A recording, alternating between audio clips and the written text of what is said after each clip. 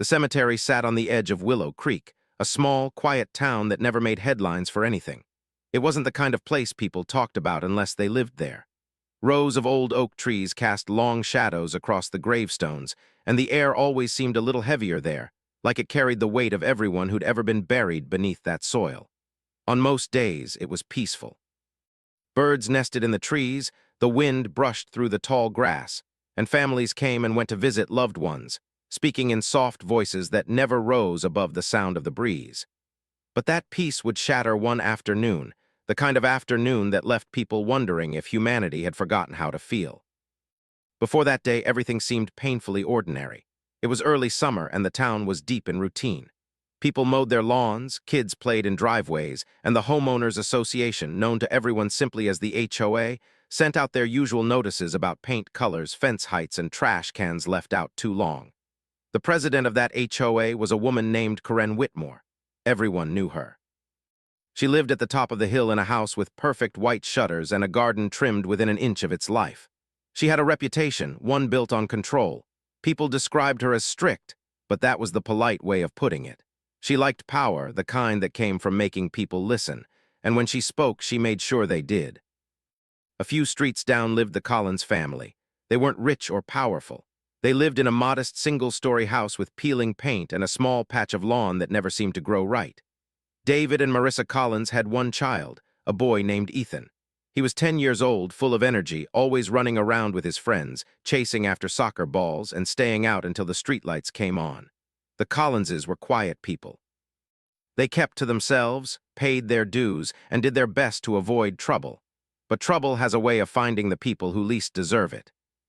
The tension between Karen and the Collins family had started months before. It began with a letter. Karen, in her usual tone of authority, had sent a warning to the Collinses about the unsightly state of their mailbox. It was a small thing, but she made it sound like a matter of community importance. Marissa had rolled her eyes and promised to repaint it when she got the chance. But that wasn't enough for Karen. She followed up with pictures, reminders, and even stopped by their house once to discuss compliance. David had tried to stay calm, but everyone knew Karen didn't come to talk. She came to enforce. It was the kind of tension that stayed just below the surface, the kind that people in small towns feel but never address directly. When neighbors passed each other at the grocery store, they smiled and said hello, but behind those smiles were quiet judgments and whispered stories. And in Willow Creek, Karen's name was often at the center of those whispers. Ethan's death changed everything. It happened suddenly, an accident on the road not far from his home. A driver lost control, and in a matter of seconds, a boy's life was gone. The whole town mourned. Schools closed for a day, neighbors brought food, and for once, even Karen's constant notices stopped arriving. The Collins family, broken and hollow, made arrangements for the burial at Willow Creek Cemetery, the same place where generations of local families rested. The morning of the funeral was bright, almost cruelly so. The sun glared down as if it didn't understand that this day was meant to be dim. Black cars lined the path, and mourners dressed in dark clothing stood in small, quiet clusters. The pastor spoke softly, his voice trembling as he read the final prayers. Marissa stood next to the small casket, holding David's hand so tightly her knuckles turned white. The sound of her quiet sobs carried through the still air. Across the field, the sound of a car engine broke the silence. It was a sleek black SUV, its tires crunching over gravel as it approached the burial site. Heads turned. The car didn't stop. It rolled forward slowly as if the driver didn't see or didn't care where they were. The pastor stopped speaking. The silence was heavy, waiting, and then with a sudden lurch the car came to a halt, right over the edge of the freshly dug grave. The driver's door opened. Karen Whitmore stepped out, sunglasses on, a frown crossing her face as if she were the one inconvenienced. The air seemed to hold still around her. Marissa gasped, her grief twisting into something sharper. David's voice cracked as he shouted at her, but Karen only adjusted her purse strap and said something about parking confusion. It wasn't confusion. It was cruel. A deliberate, heartless act that no one could understand in that moment. Even as people rushed forward, even as hands waved and voices rose, Karen didn't flinch. Her calmness was terrifying. It was the kind of calm that came from believing she was untouchable, that no rule, not even basic decency, applied to her. The funeral broke apart in chaos. Someone called the police.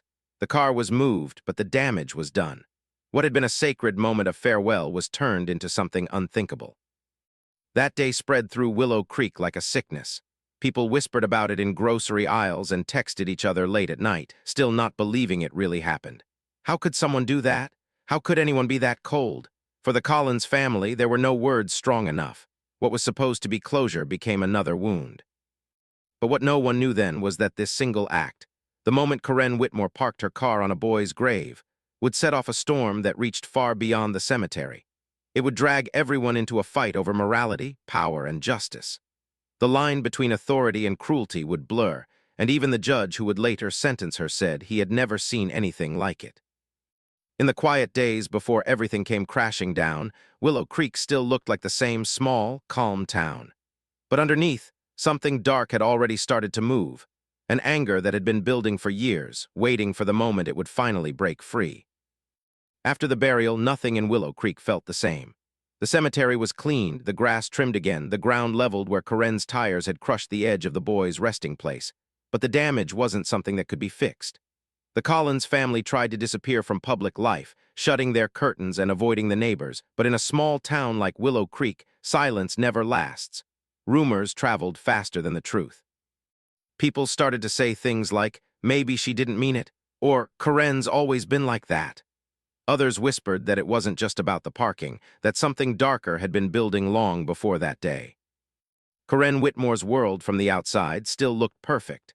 Her house gleamed white, her roses bloomed in even rows, and her voice still echoed through every HOA meeting as if nothing had happened. But behind that perfection, cracks were starting to show. Her husband, Greg, had stopped coming home on time. Their daughter, Abby, had transferred to a college 3 states away and refused to visit. The neighbors noticed Karen's once flawless composure beginning to slip. She forgot meetings, snapped at board members, and sent aggressive letters over things as small as garden lights being too bright. Her power was built on control, but after the cemetery incident, she started losing it piece by piece. For David and Marissa Collins, grief became something that twisted everything they touched. David couldn't sleep without waking up in a panic. He'd walk out to the living room and sit in the dark for hours, staring at the photos of Ethan on the wall. Marissa spent her days in the boys' room, folding and refolding his clothes, keeping his toys exactly where he left them. She didn't talk much anymore, and when she did, her words were sharp, tired, almost angry at the world for still turning. The police report about the incident came out 2 weeks later. It said unintentional disturbance of burial site. That was the official phrasing. There was no mention of malice, no charge filed, no apology. Karen had claimed it was an accident. She said she didn't see the grave marker, that the grass confused her about where to park. Everyone knew that was a lie. Still, the authorities didn't press the issue. Karen had influence. She knew the mayor personally and had dinner with the chief of police's wife once a month. The Collins family tried to file a civil complaint, but it was dismissed for insufficient grounds. That was when David snapped. He wasn't violent, not by nature, but he started showing up at HOA meetings, standing quietly in the back, watching Karen as she spoke. He didn't say much, but his presence was enough to make her uncomfortable. Karen, who was used to being in control, began to feel cornered.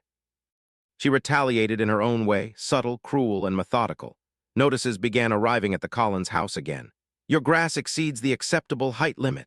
Please remove unsanctioned decorations from the front yard. The unsanctioned decoration was a small angel statue that sat beside the mailbox, a statue Marissa had placed there in memory of Ethan. Karen's letter said it violated community standards for religious displays. Neighbors began choosing sides. Some people felt sympathy for the Collins family, quietly leaving flowers at their door. Others feared crossing Karen and stayed silent. The town started to divide between those who wanted peace and those who wanted justice. Then one evening, about a month after the funeral, Marissa came home to find their mailbox smashed. Inside, it was one of the HOA letters, soaked from the rain, torn at the edges. She called the police, but no one ever came. It was written off as vandalism, probably kids messing around. But David knew better. He drove to Karen's house that night, parking across the street, sitting in his truck for hours with the engine off. Her lights were still on close to midnight. He could see her shadow move past the window, packing back and forth. Inside, Karen's life was unraveling faster than she could pretend. Greg had stopped talking to her entirely, spending nights at his brother's place. When she called him, he ignored her. The HOA board was turning against her, too. Several members had quietly asked her to step down, saying she'd become too controversial. She laughed it off, but the rejection stung. Power had always been her armor. Without it, she felt exposed, and the world around her suddenly seemed full of enemies. Karen began writing everything down, lists of names, notes about people she thought were plotting against her, including the Collins family. She even installed cameras around her house, pointing one directly at the Collins home across the street. When David noticed it, he walked over one morning, calm but visibly furious. Karen stood at her door, smiling like she was expecting him. "Remove the camera," he said. His voice was steady, but his hands shook. "It's for my safety," she replied, her tone dripping with false innocence. "After all, some people have been quite unstable lately." The door shut before he could respond. That small exchange spread like wildfire. Everyone in Willow Creek knew about it within a day. Karen used it to play the victim, telling neighbors she felt harassed and threatened. The Collinses, she said, were unhinged from grief. But behind her mask of fear, she was enjoying it. The attention, the control, it fed something inside her that had been missing since her life began to collapse. At the same time, David was sinking deeper into his anger. Grief had turned into something darker, something that kept him awake and left him trembling at night. He started drinking, just a little at first, then more. Marissa begged him to stop, but he couldn't. Every time he passed the cemetery, he saw the tire marks that still faintly cut through the grass where his son was buried. No matter how much rain fell, they never completely faded. Karen's harassment escalated. She filed noise complaints against the Collinses, saying their late-night arguments disturbed the peace. When a package went missing from her doorstep, she accused David of stealing it. The police came by again, this time with polite but firm warnings. "Try to keep things civil," they said, civil, as if that word meant anything anymore. Then came the moment that broke what little peace remained. It was a Saturday afternoon when Karen decided to host an HOA barbecue. She put up flyers, invited everyone, and made sure to hang bright banners that could be seen from the Collins house. Music played, laughter carried through the street, and Karen stood in her front yard in a sun hat, pretending she didn't notice the stairs. David watched from his porch. He didn't go over, he didn't speak. But halfway through the event, a delivery van arrived, dropping off something large and wrapped in plastic. When the covering was pulled away, people gasped. It was a new decorative stone sign for the neighborhood entrance. Etched into it were the words, "Whispering Oaks Community, a place of peace." Karen stood proudly beside it, as if mocking the tragedy that had torn the street apart. Marissa broke down that night. She couldn't take it anymore. Her son was gone, her husband was falling apart, and the woman responsible for their pain was smiling and throwing parties. She begged David to let it go, to leave Willow Creek, start over somewhere new, but David just stared at the window, silent. Outside, rain started to fall, soft at first, then heavy. The streetlights reflected off the wet pavement. Somewhere down the road, a car door slammed. Karen's porch light flicked on. She thought she saw something move across her yard, a shadow, quick and low. She stepped outside, calling out sharply, but no one answered. Only the sound of rain hitting the leaves filled the air. The following days grew stranger. Someone began leaving flowers on Karen's lawn, white lilies, the same kind that had covered Ethan's coffin. At first, she threw them away, but they kept coming, every morning. Neatly arranged, never more than 3 or 4. The security cameras caught nothing. The footage would glitch for a few seconds every night around 2 a.m.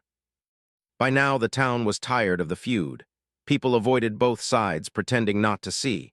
But there was a tension in the air, an invisible pressure that made everyone's stomach twist when they passed by those two houses. Something was going to happen. Everyone could feel it. Inside her home, Karen began to unravel completely. She stopped attending HOA meetings and instead wrote long, rambling letters accusing her neighbors of mental torture. She called the police almost daily, convinced someone was watching her. Greg, having filed for divorce, refused to answer her calls. Alone, paranoid, and angry, she began drinking too, cheap wine mostly. The more she drank, the more convinced she became that the Collinses were plotting revenge.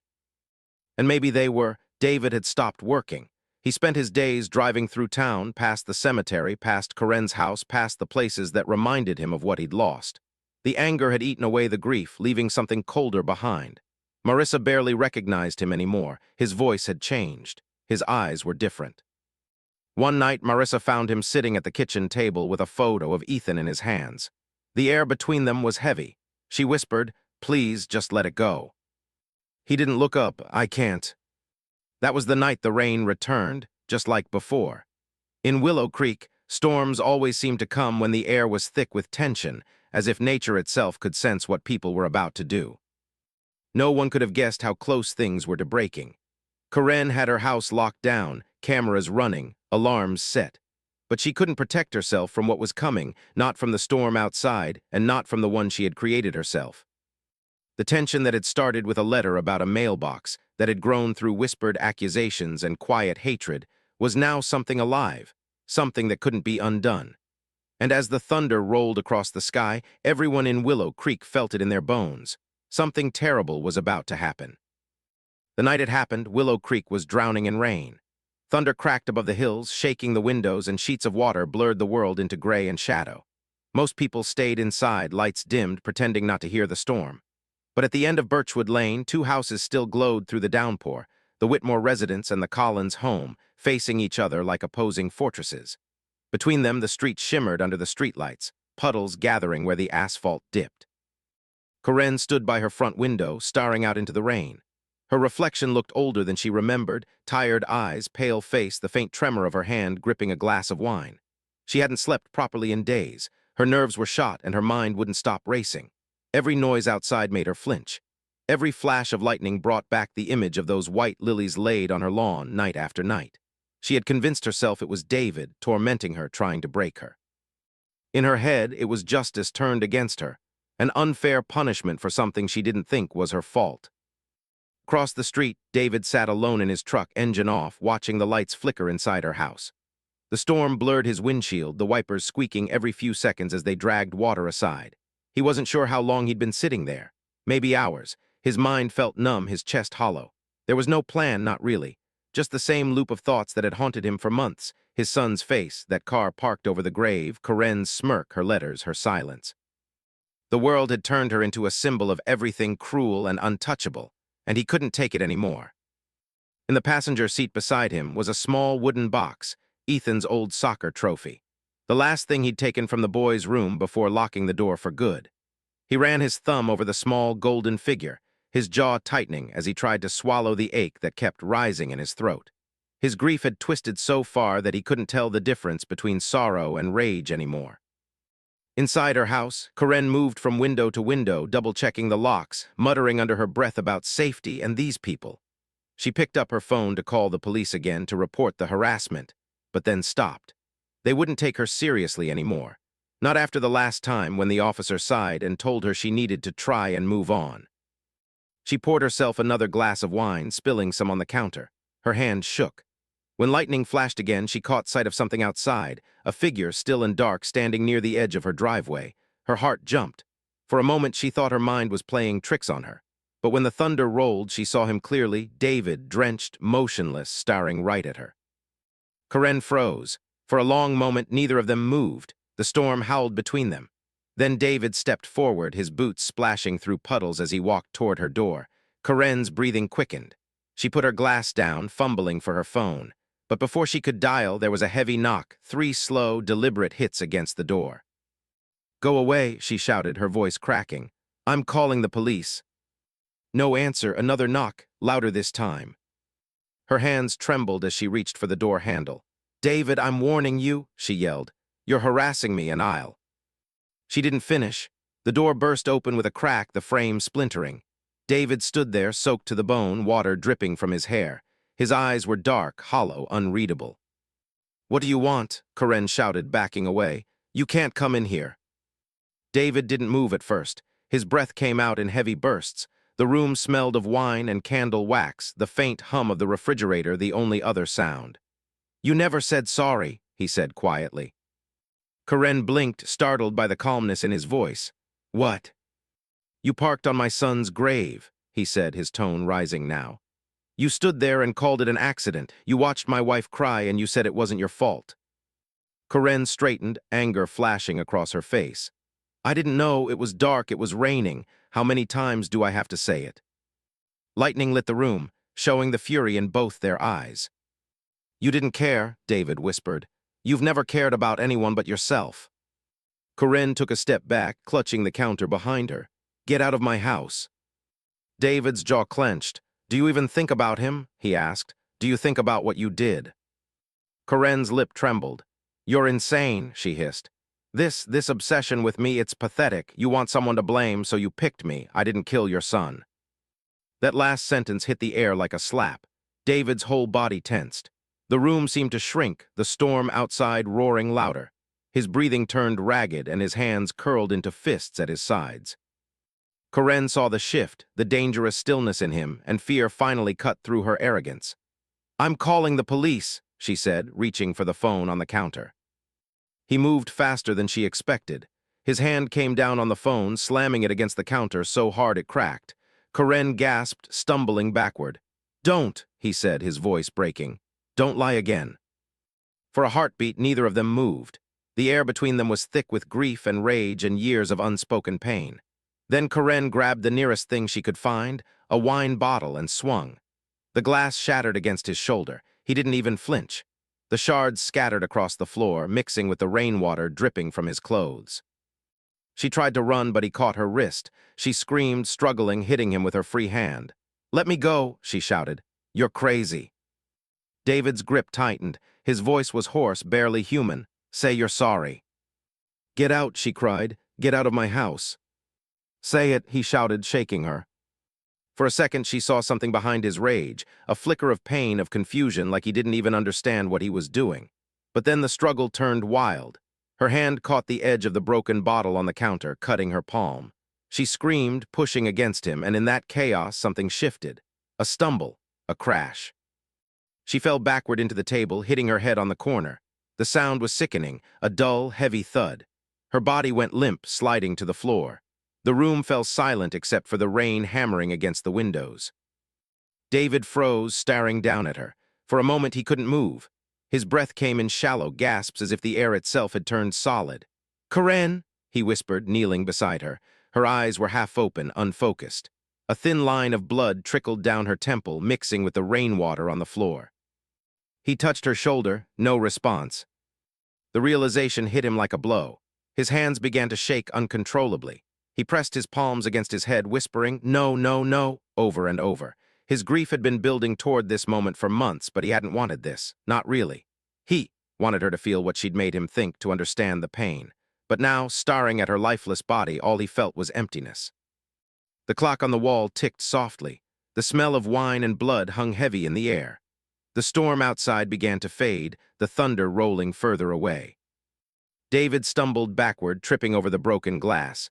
His reflection in the window looked monstrous, eyes wide, soaked, trembling. He thought about running, about calling someone, about confessing.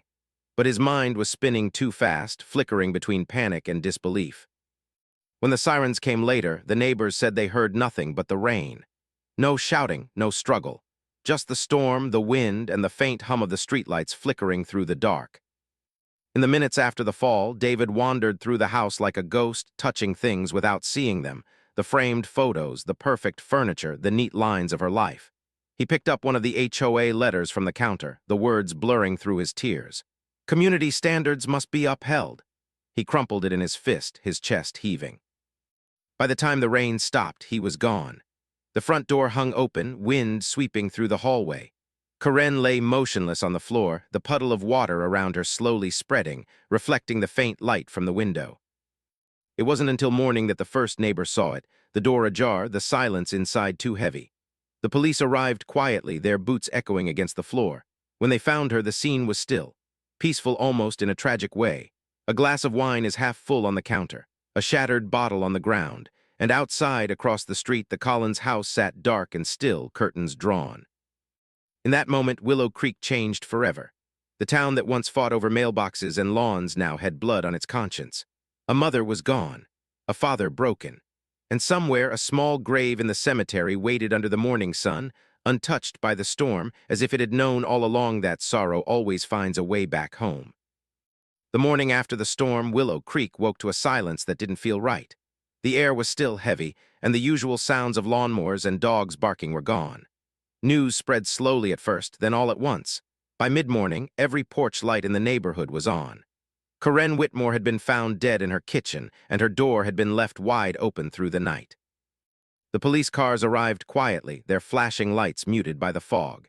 Neighbors gathered at the edges of their lawns, clutching coffee cups, whispering in disbelief. Some looked shocked, others uneasy, and a few, those who had been targets of Karen's strict HOA rules, seemed torn between sadness and a strange, guilty relief. For all her power, for all her control, she had died alone, surrounded by the pieces of the perfect world she'd built. When David Collins was found later that afternoon, sitting in his truck at the edge of Willow Creek Cemetery, there was no resistance. He didn't run, didn't argue. He just sat there, staring out at his son's grave through the rain-streaked windshield.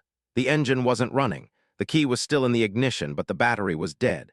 He looked exhausted, his eyes red, his clothes still damp from the night before. When the officers approached, he simply said, "She's gone, isn't she?" They didn't answer. They didn't have to. At the station, David barely spoke. He didn't deny what happened. He didn't try to make excuses. His lawyer later said he just kept repeating the same sentence. "I didn't mean to hurt her." But intent didn't matter anymore. A woman was dead and a man was responsible. The town split apart over it. Half believed David had finally snapped under unbearable grief, that what he did was the tragic result of months of emotional torment. Others said it didn't matter how much pain he was in. He'd taken justice into his own hands, and that made him no better than a murderer. The debates filled local papers, online forums, and even church groups. People who'd once shared dinners now avoided each other. The line between sympathy and outrage blurred. For Marissa, the days after David's arrest were a haze of numb disbelief. She sat alone in their living room, the silence pressing down on her. The police had searched the house, taking photographs and boxes of things, letters, photos, anything that might help them understand what led to that night. When they left, she wandered through the rooms, touching the walls, tracing her fingers over Ethan's doorframe. She couldn't cry anymore. The tears had run out. Her husband was gone, her son was gone, and now the town that once pitied her looked at her with something else, fear, pity, even suspicion. She, once been the quiet woman who lost her child. Now she was the wife of the man who killed Corinne Whitmore. The stares followed her everywhere, the grocery store, the gas station, even church. People's kindness turned brittle. Corinne's funeral was held a week later at the same cemetery where Ethan was buried. It was a bitter irony that didn't escape anyone. The two graves stood less than 50 yards apart. The town council ordered a new plot to be dug further away, but her family insisted she be buried there. She belonged to Willow Creek, her sister said, voice breaking. The ceremony was somber and uneasy. Only a small crowd attended, mostly HOA members and a few extended relatives. No one from the Collins side came. The pastor spoke gently, avoiding details, focusing on forgiveness and loss. But even as he spoke, the tension lingered. People whispered about how she died, about the look on her face when they found her, about whether David had meant to kill her or if it had been an accident. In Willow Creek, facts had become as foggy as the morning air. After the burial, her house sat empty. The HOA posted a notice on the door about unpaid dues and future property management, but no one went inside. The curtains stayed drawn, and every time the wind passed through the trees, it sounded like a sigh escaping from within those walls. Some nights the lights flickered faintly. Neighbors swore they saw shadows moving inside, though the power had been shut off weeks earlier. David's trial became the biggest event the town had ever seen. Reporters came from neighboring counties, and cameras parked outside the courthouse. Headlines described him as the grieving father-turned-killer.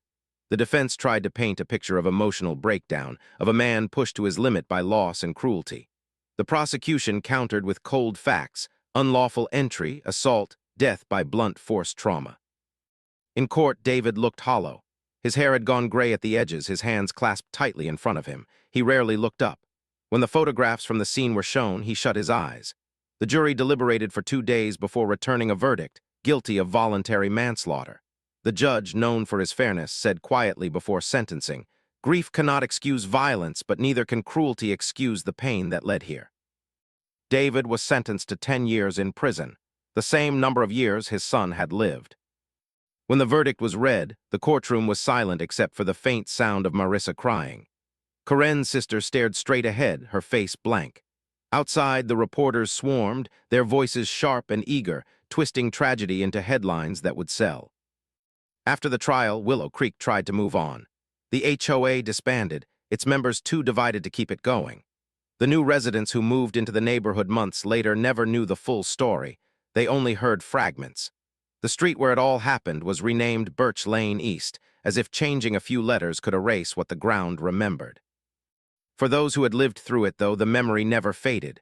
Some neighbors sold their homes. Others stayed, haunted by guilt. They replayed the months before the crime, the letters, the arguments, the moments when someone could have stepped in, but no one had. In prison, David kept mostly to himself. He spent hours in the small prison library reading books he never touched before, quiet stories about forgiveness, about broken people trying to rebuild. When asked why he didn't appeal, he said, "Because I did it, that's enough." He never mentioned Karen by name again. Only once, when a prison counselor asked about his son, did he whisper, "He was a good kid. He didn't deserve any of this." Marissa visited a few times during the first year. Their conversations were quiet, heavy with things that couldn't be said. Eventually, she stopped going. It wasn't anger, it was exhaustion. She sold the house, packed what was left of their lives into boxes, and left Willow Creek for good. The cemetery remained the same. 2 graves not far apart. One with flowers that never wilted because someone always came to replace them. The other bare most of the year, except when spring came and a single white lily appeared, lay gently at its base. Over time, the story of what happened that night faded into something else. A cautionary tale told in hushed tones about pride, grief, and how quickly people can lose themselves when pain goes unanswered. The town learned to keep its lawns trimmed and its fences painted, but behind closed doors, people became quieter, softer, more careful with one another. No one ever replaced Karen as HOA president. No one ever wanted to. The sign she'd ordered for the neighborhood still stood at the entrance, Whispering Oaks Community, a place of peace. The words, weathered and faded, stood like a cruel reminder of how easily peace can turn into something else. And sometimes, when the rain came heavy over Willow Creek, the sound of it would drown out everything else. The guilt, the anger, the whispers. And for a moment, the town would remember how fragile peace really is. In the years following the tragedy that unraveled Willow Creek, the story of David Collins and Karen Whitmore stopped being front-page news. Time moved on, as it always does, but the shadows of that night never truly faded. They lingered quietly, in the way neighbors looked at each other, in the way people spoke more softly about grief and loss, and in the faint tremor that still passed through the town whenever someone mentioned the Collins house or the old HOA president. Justice, as the court defined it, had been served. David Collins would spend 10 years behind bars for the death of Karen Whitmore. The verdict had seemed balanced, even merciful. But those who knew the deeper story, the months of torment, the weight of grief, the slow corrosion of empathy, understood that the line between justice and tragedy had blurred long before that verdict was read. For David, prison became less a punishment than a penance. The first year broke him, the silence, the echo of metal doors, the faces that stared without judgment because every man there carried his own ghosts. But over time, something in him changed. He began working in the prison's small carpentry workshop, building things again. Simple things, a birdhouse, a small table, a cross that hung quietly above his bunk. He rarely spoke of the past, though on rare occasions, he'd tell new inmates that anger is like a door you open that never fully closes again. When his release finally came, 10 years to the day after his sentencing, no reporters were waiting outside. No family, no one from Willow Creek. Just an overcast sky and the long road back to nowhere in particular. He didn't return to the town. Instead, he moved 2 counties away, working quietly at a repair shop, paying rent for a small apartment by the river. He never changed his name, but he didn't use it often either. In his solitude, he carried 2 ghosts, the child he'd lost and the woman whose life he'd taken. Marissa never remarried. The years had carved deep lines in her face, but her eyes held a strange calmness, the kind that comes only after surviving something that should have broken you completely. She became a grief counselor, working with parents who had lost children. She never mentioned her husband's name during sessions, but her voice carried the weight of someone who understood pain intimately. Sometimes in her sessions, when a parent would talk about anger, about how they hated the world, how they hated the people who didn't understand, she would pause, then say softly, "Anger feels like control, but it's just grief wearing armor." Her words carried the wisdom that only comes from ruin. Willow Creek, though changed forever, found a way to rebuild. The once perfect suburb now had a wary humility to it. The new homeowners knew the story in fragments, something about a tragedy, a death, a man who lost everything. The HOA was gone, and no one had the stomach to start another. The community began operating on a quiet understanding rather than strict enforcement. Neighbors helped each other more, spoke more kindly, and let small imperfections, an untidy yard, an unpainted fence, go unnoticed. It was as though the town had collectively learned that control, when pushed too far, can destroy the very peace it tries to preserve. Karen's legacy was complicated. To some, she was still the woman who kept Willow Creek safe and orderly, who made sure everyone lived up to her impossible standards. To others, she symbolized how power, when fueled by insecurity and control, can turn cruel. Her death forced uncomfortable conversations, not just about her, but about the kind of social expectations that reward dominance and punish vulnerability. In many ways, her story became a reflection of something larger than herself, the quiet tyranny of appearances.